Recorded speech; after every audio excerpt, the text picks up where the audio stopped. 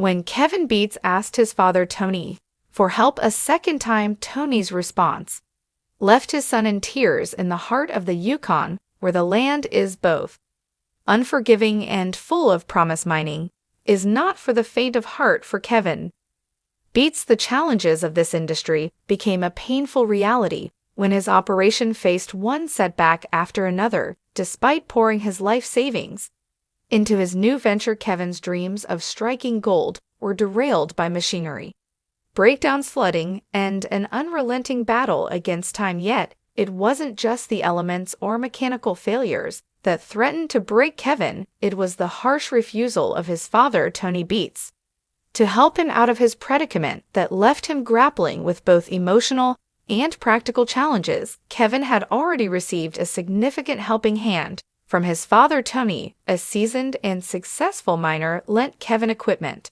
and provided a plot of land at Scryer Creek where he hoped to establish his own mining operation. Despite these privileges, Kevin knew that his success would depend on his ability to overcome the same obstacles that Tony had faced in his own rise to prominence. What Kevin didn't anticipate, however, was how swiftly his operation would be brought to its knees by a series of devastating setbacks. A season of struggles from the outset. Kevin's mining season was riddled with difficulties. The 44-acre claim at Scryer Creek, while rich with potential, proved to be a massive undertaking. Within this plot, the 11-acre Lynx Cut was identified as the most promising area, but its potential was buried beneath layers of frozen ground, which required extensive clearing. Overburden had to be removed, and the ground had to be stripped to access the pay dirt below. But this was a slow and painstaking process. Kevin's ambition was high, with a goal to extract $11,000 per ounce by the end of the season. But from the very beginning, things went wrong. The mining team was bogged down by constant mechanical failures. The equipment was aging, and with the harsh conditions of the Yukon taking their toll, things quickly spiraled out of control. As the weeks wore on, Kevin was faced with the reality that his operation wasn't moving forward. Foreman Brennan Ralt, who was overseeing the work on the Lynx Cut, grew increasingly frustrated. The aging machinery, especially the 30-year-old Caterpillar 10 dozer, was barely holding up. A major breakdown of the D10, which was integral for removing overburden and tearing through frozen ground, threatened to halt Kevin's operation entirely. The situation grew dire when Kevin discovered that the dozer transmission had completely failed, with bolts broken and oil leaking out. The D10 was no longer functional. This breakdown was catastrophic. Without the dozer, Kevin's operation came to a standstill, and the crew's morale plummeted. Worse still, the cost of repairing the dozer was astronomical, a $60,000 fix that Kevin could not afford. As the clock ticked down and the pressure mounted, Kevin was left with no choice but to turn to his father for help. A harsh reality. Tony's refusal to help. Kevin's decision to approach Tony was not taken lightly. After all, Tony had been in Kevin's shoes before. As one of the most successful and respected miners in the region, Tony had built his empire from the ground up, relying on his own resourcefulness and grit. Kevin knew that his father had the means to assist, but he also knew that Tony's philosophy was rooted in self-reliance. Tony had never been one to offer handouts, and he had always believed that in the mining world, the only way to succeed was to learn how to stand on your own 2 feet. Still, Kevin couldn't help but ache that his father would soften, that he might be willing to lend a hand in a moment of crisis. When Kevin explained the situation, describing the D10's complete breakdown and the transmission issue, he was met with a cold, unsympathetic response. Tony's response was blunt: "What you get is what you get. There are no more freebies. We all got to learn to be our own boss." For Kevin, this response was not just a rejection, it was a stark reminder of the harsh realities of life in the Yukon. No amount of family, connection, or legacy could change the fact that in Tony's eyes, mining was a test of one's ability to endure and survive on their own. While Tony's philosophy may have been what made him successful, for Kevin, it was a tough pill to swallow. His father's refusal was a bitter blow, one that left him emotionally and practically stranded the emotional toll on Kevin. For Kevin, the refusal to help was more than just a setback in terms of equipment, it was an emotional gut punch. The father-son dynamic is already fraught with complexities, and when the father, who had built an empire in mining, refused to help his son, it was a tough lesson in tough love. Kevin's frustration was palpable as he grappled with the reality that he was left to figure it out on his own. Despite the years of training and guidance his father had provided, there was no sympathy, no leeway. Just a harsh practical reality that mirrored Tony's own experiences in the industry. No one succeeds without first learning how to fail, and fail hard. As Kevin absorbed Tony's words, the emotional weight of the situation became clear in a rare moment of vulnerability. Kevin, often stoic and composed, was brought to tears. The years of hard work, the money invested, the pressure of the season's goals, all of it came crashing down on him in that instant. Kevin's resilience in the face of adversity.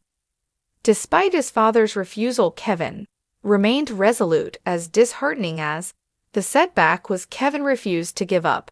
"We're just going to keep plugging away," he said, a testament to his unwavering determination. His team continued to work, albeit with a makeshift solution, an excavator fitted with a ripper attachment meant for drainage ditches.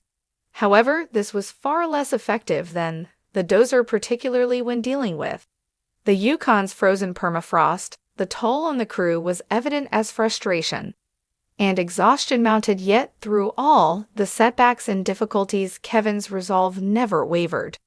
"We're going to have to figure out some way to push through this," he declared.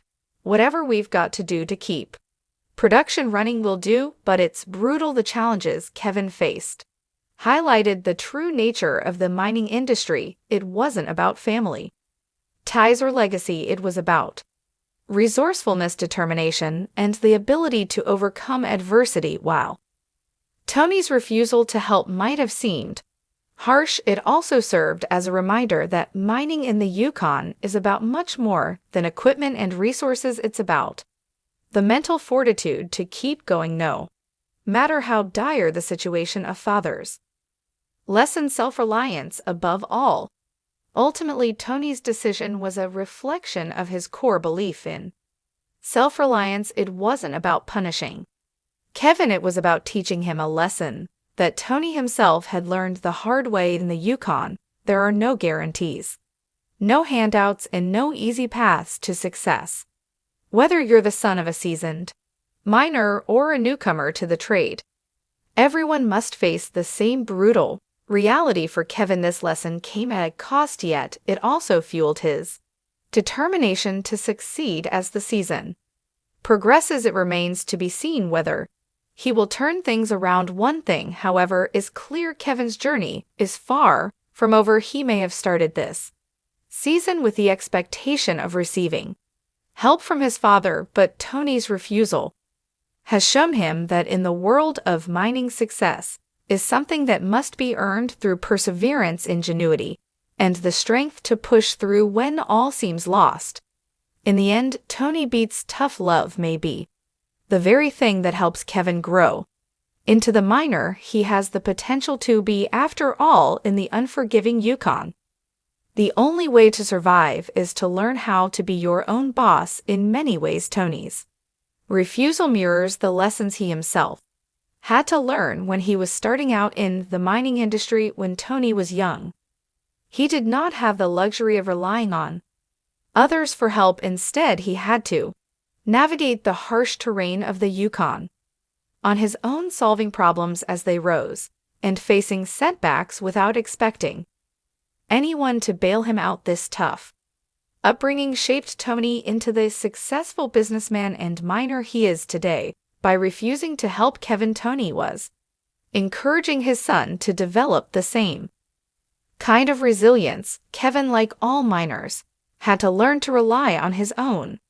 resourcefulness. It wasn't enough for him to simply inherit equipment or land from his father. He had to prove that he could manage those resources and overcome the challenges of the land. Whether Kevin succeeded or failed, It was up to him to figure out how to move forward in the world of mining, as in life the greatest lessons often come from the toughest challenges. Tony Beets' refusal to help Kevin was not a rejection of his son, but a reflection of his deep belief in the importance of self-reliance. By forcing Kevin to face his own challenges and solve his own problems, Tony was teaching him one of the most important lessons in life, that success is earned, not given. As Kevin continues to face the difficulties of mining in the Yukon, he will carry with him the lessons learned from his father's tough love approach. While the road may be hard and the setbacks may continue, Kevin now knows that the only way to succeed in the world of mining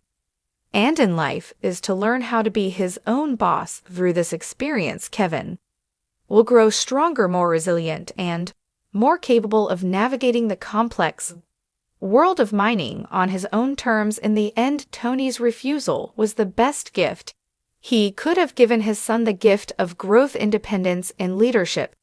In the world of mining, as in life, the greatest lessons often come from the toughest challenges. Tony Beets' refusal